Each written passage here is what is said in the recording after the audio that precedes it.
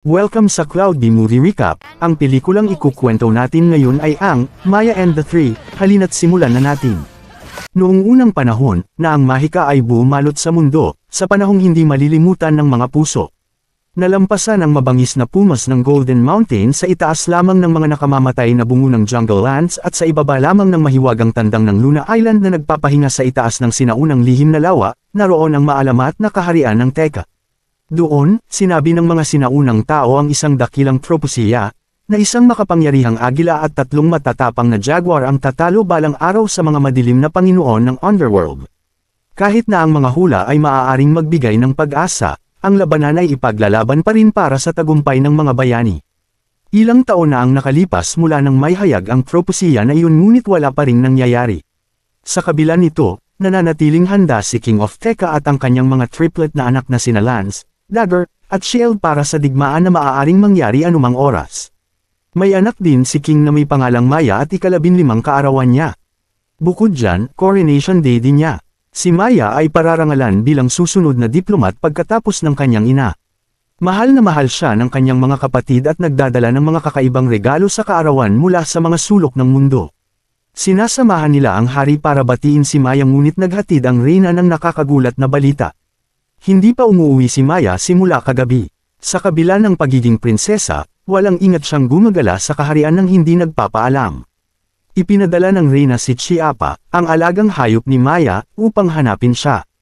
Ang batang prinsesa ay nagbalat kayo bilang isang mandirigma at nakikilahok sa isang wrestling championship.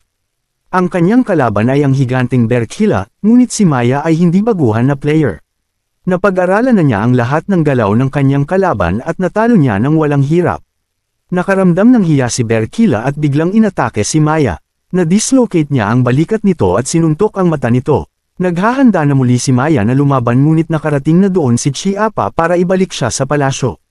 Pinagalitan siya ng reyna dahil sa pagtakas nito sa importanteng araw, ngunit malinaw na sinasabi ni Maya na ayaw niyang maging diplomat na nakaupo lang at nagsasalita. Gusto niyang maging isang mandirigma tulad ng kanyang mga kapatid at pumunta sa mga epic adventures.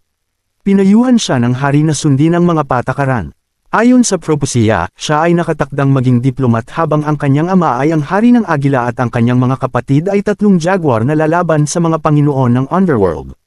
Sinabi ni Maya na hindi siya dapat pilitin na gumawa ng isang bagay na labag sa kanyang kalooban dahil lamang sa isang propesiya, sa kasamaang palad, walang nakikinig sa kanya.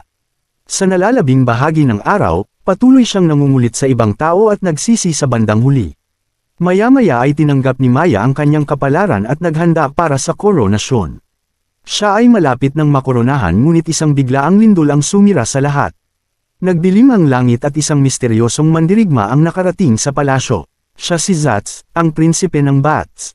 Siya ay dumating dito bilang isang sugo para kay Lord Mictlan. Wala siya dito para sa digmaan kundi para dalhin si Prinsesa Maya sa Underworld kung saan tatanggapin siya ng kanyang tunay na ina sa walang katapusang kamatayan. Hindi ma-interpret ni Maya ang kanyang naririnig at sinunod na lang niya ang sinasabi ng kanyang ama. Nangangako siyang protektahan ang kanyang anak sa anumang paraan. Si Zatz ay nagdadala ng 2 halimaw na bato kasama niya upang kumbansihin ang hari na sumuko. Ngunit ang hari at ang kanyang mga anak ay lumalaban hanggang sa wakas. Si Zatz ay umaatras sa ngayon ngunit siya ay babalik muli. Ang hari ay humihingi ng tulong sa ibang mga kaharian at pinuno ngunit wala sa kanila ang nang-ahas na tumayo laban sa mga nakamamatay na Panginoon sa ilalim ng mundo. Ang reyna ay nagsimulang makipag-away sa kanyang asawa para sa pag-iingat ng sikreto sa mahabang panahon. Palihim na naririnig ni Maya ang kanilang usapan at tinanong niya ang buong katotohanan. Ang reyna ay walang pagpipilian at inihayag na si Maya ay anak ni Lady Mikt, ang diyosa ng kamatayan at kasalukuyang asawa ni Lord Mictlan. Nakipagrelasyon si King sa Death Goddess at ipinanganak si Maya, ngunit nang dinala ng mga espiritu ng kagubatan si Maya sa kanila, hindi makatanggi ang reyna sa cute na batang babae at tinanggap si Maya bilang kanyang anak. Ngayon gusto ni Lady Mikt na isakripisyo siya ni Maya para magsagawa ng masamang ritual. Ngunit hindi na kailangang mag-alala dahil ang hari at ang kanyang 3 anak ay nakatakdang talunin ang mga masasamang Panginoon. Tinipon nila ang hukbo at tumungo sa banal na tarangkahan. Ilang oras na silang bumabiyahe pero hindi pa rin nakakarating sa gate. Biglang dumating si Lord Mictlan doon para salubungin sila. Naniniwala ang hari sa propesiya at nagsimulan ng digmaan ng walang anumang takot. Samantala, inaabangan ng Reyna at Maya ang balita ng kanilang pagkapanalo. Hindi na makapaghintay si Maya at lumabas ng palasyo para salubungin ang kanyang ama. Nahanap niya ang nasugatang hari sa gitna ng kagubatan at hinahabol din siya ni Zats. Sinabi niya kay Maya na ang kanyang mga kapatid at ang buong hukbo ay pinatay ni Lord Mictlan. Ibinigay ni Zats kay Maya ang mga sandata ng kanyang mga kapatid bilang huling alaala nila at umalis. Bumalik siya sa palasyo at sinisisi ang huwad na propesya na nagresulta sa pagkamatay ng kanyang mga kapatid. Biglang, nakita niya ang tatlong figure na naka-highlight sa sagradong bato. Nagmamadaling pumunta si Maya sa library at pinag-aaralan ang mga figure na iyon buong gabi. Kinaumagahan, dinala niya ang kanyang mga magulang at humingi ng tulong sa kanila na ilipat ang sundial sa gitna ng silid-aklatan. Nang nasa tamang posisyon na ito, tumuturo ang sikat ng araw sa tatlong partikular na direksyon. Nabigo ang hari na talunin ang Panginoon dahil hindi nila naiintindihan ang propesya. Talagang tungkol ito sa Rooster Wizard sa Luna Land, Skull Archer sa Jungle Land at ang Puma Warrior sa Golden Mountains.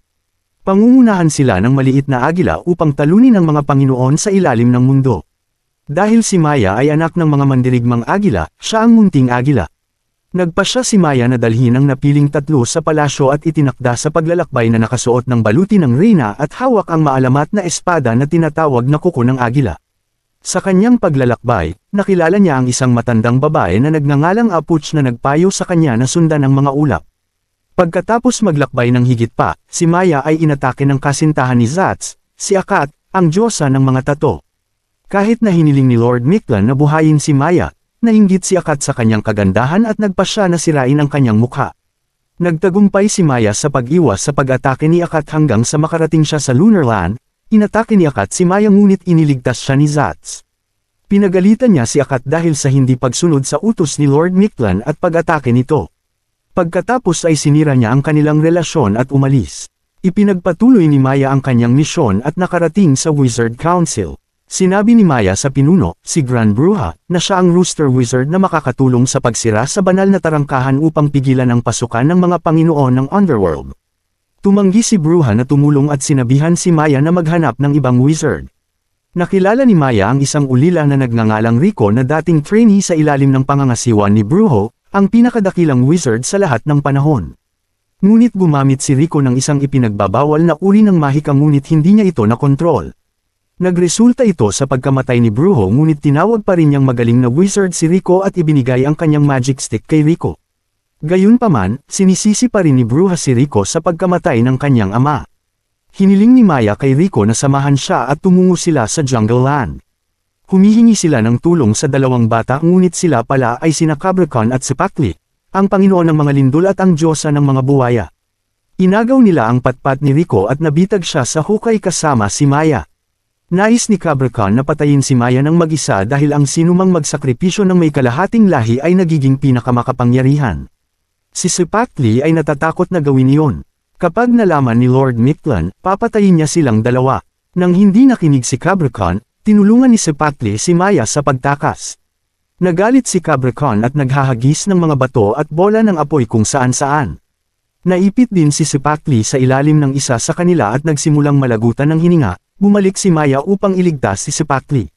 Siya ang nagudyok kay Rico na magtiwala sa kanyang sarili at gamitin ang malakas na ipinagbabawal na salamangka. Nagtagumpay siya sa pagkakaroon ng kontrol dito at natalo si Cabracon. Si Rico ang Rooster Wizard na binanggit sa propesya. Nagpasalamat si Sipakli kay Maya at nangakong tutulungan siya. Pagkatapos magpaalam, tumungo si Maya sa Jungle Land ngunit ang mga tao doon ay hindi sila gusto.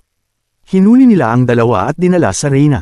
Nakakagulat na ito ay isang maliit na batang babae lamang na humalili sa trono pagkatapos ng biglaang pagkamatay ng kanyang ama. Nakilala niya si Maya at pinakinggan niya ang kwento nito.